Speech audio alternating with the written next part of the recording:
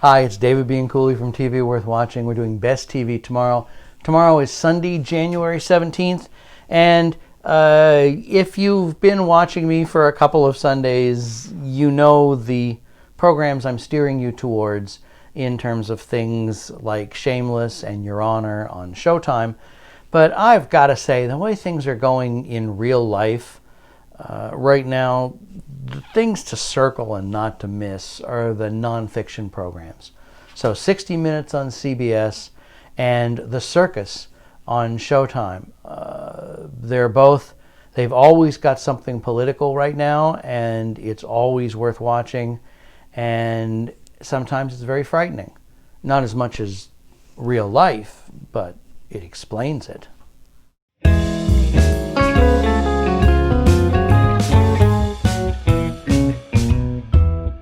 Jeff Fager is the executive producer of 60 Minutes, created in 1968 by Don Hewitt, whose portrait hangs on the wall outside Jeff's office.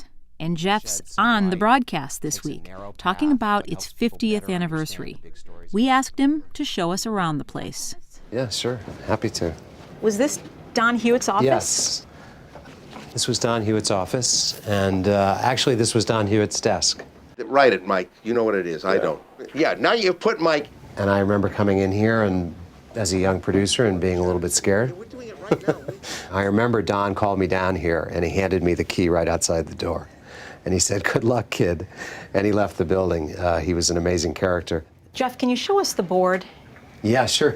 Well, this board is actually forbidden words. It's really just newspeak, and we try to avoid it in all of our stories. These are the words you cannot use in a story. Yes.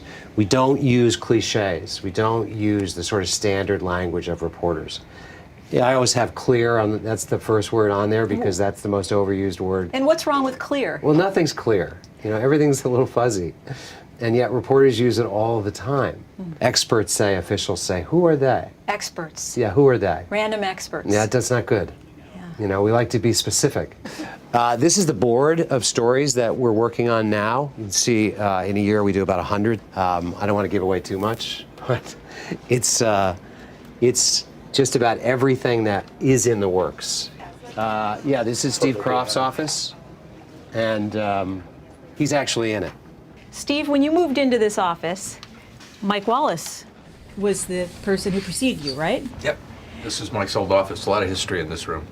It's true, and still probably some blood on the floor from the battles that took place in here. So this is where editing starts. There are about 15 edit rooms, and a lot of them are going to be working on stories right now. Stephanie's got one. Oh, here they are, the Whitaker Lieberman team working on the story that we just screened. How'd that screening go? Excellent. Very good. Very not bad, right? Much better than the first one. Yeah, good.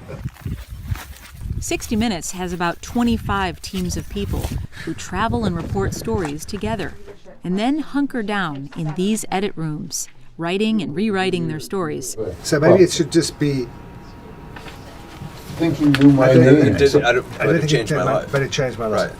Like this team we stumbled on, getting their story in shape for the broadcast. Michael Gavshan, Dave Levine are just in from, they're based in London for us. And Anderson Cooper. What story is this? This is Donald Sutherland. Patrick Lee, who's editing this story with them. So is this an example of the team Yes, working? it is. It's the perfect example. Associate producer, correspondent, editor. This is it. This is what it takes to do these stories. Yeah, so this is it. I can hear Mike Wallace's voice just being in here. If America attacks Serbia, America will wind up with another Vietnam. It won't be a Gulf War. Hey, Tony. Hi, Jeff. How we doing?